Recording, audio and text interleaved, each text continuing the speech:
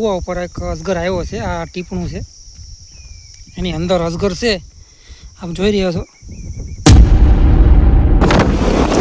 આજે હું આમાપુરની અંદર એક કૂવામાં અજગર આવ્યો છે, તો એનું રેસ્ક્યુ કરવા માટે હું જઈ રહ્યો છું.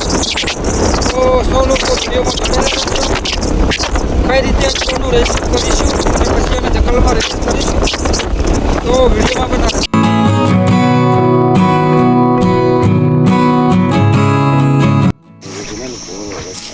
જોઈ રહ્યા છો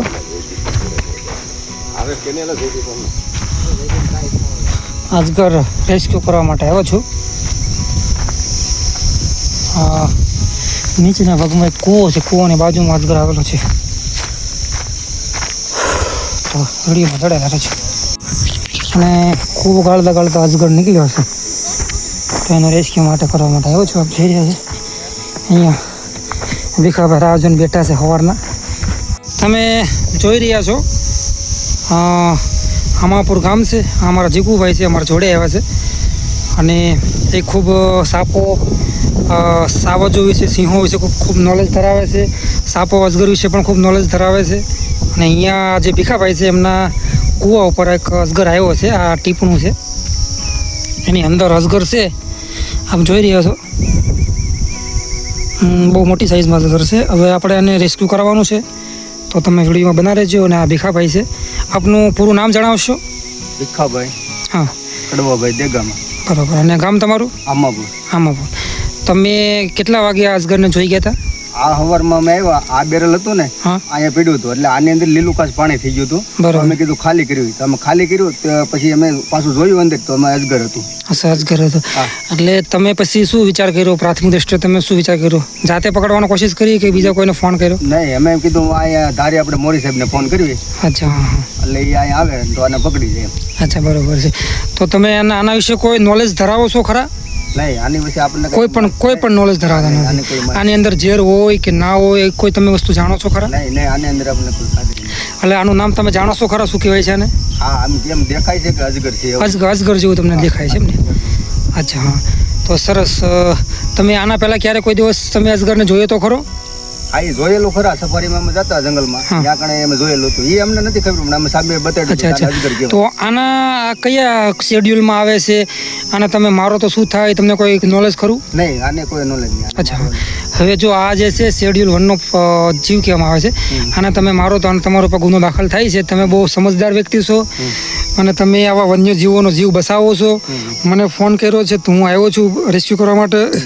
તમે સારું કહું, તમારો આભાર કે પહેલાં તો મને ફોન કરી તમે અહીંયા બોલાવ્યો, કારણ કે તમે વન્યજીવોને કોઈ મારતા નથી. એ બદલ તમારો ખૂબ ખૂબ આભાર. તમે હાલ જાગૃત છો અને આવા વન્યજીવોને તમે કોઈ મારતા નથી અને એનો જીવ બચાવો છો, એ બદલ તમારો ખૂબ ખૂબ આભાર. હવે આપણે આનું રેસ્ક્યુ કરી અને આપણે એને જ્યાં પાણીવાળો વિસ્તાર છે જંગલનો, ત્યાં આપણે એને મુક્ત કરીશું. બરાબર છે? ત્યાં ભીખાભાઈને ત્યાં એક રોગ પાયથન, એટલે કે એને આપણે ગુજરાતીમાં અજગર કહીએ છીએ, એ કૂવામાં આવ્યો હતો. કૂવાની બાજુમાં એક પેકડું છે, એની અંદર અજગર આવેલો છે સવારનો. તો હું રેસ્ક્યુ કરવા માટે આવ્યો છું અને હવે એમનું રેસ્ક્યુ કરી અને એમને યોગ્ય વાતાવરણ અને રિલીઝ કરીશું. તો વિડીયોની અંદર બનાવી દઈશું.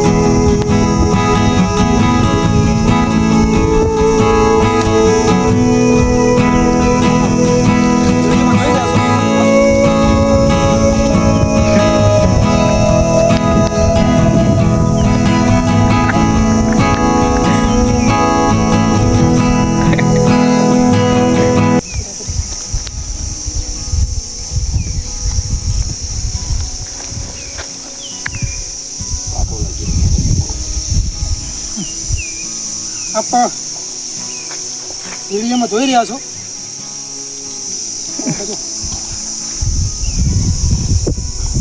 આ અજગરનું રેસ્ક્યુ કર્યું છે. હવે એને એમના યોગ્ય વાતાવરણમાં પાણીવાળા વિસ્તારમાં એને રિલીઝ કરીશું.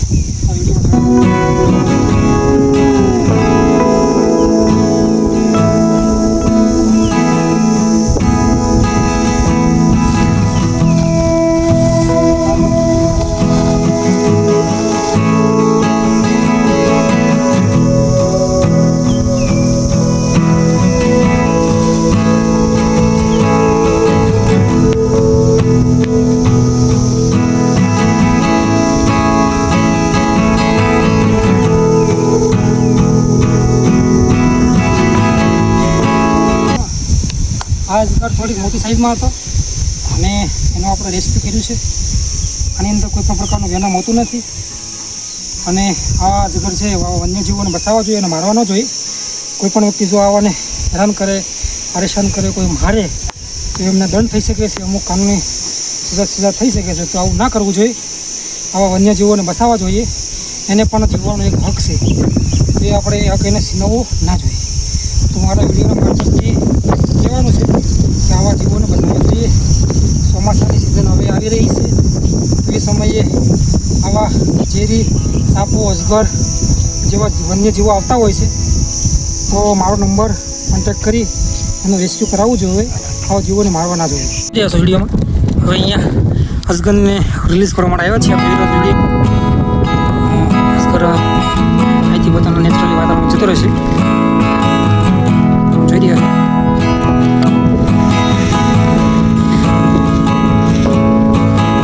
અજગર હવે એમના વાતાવરણ જતો રહે છે.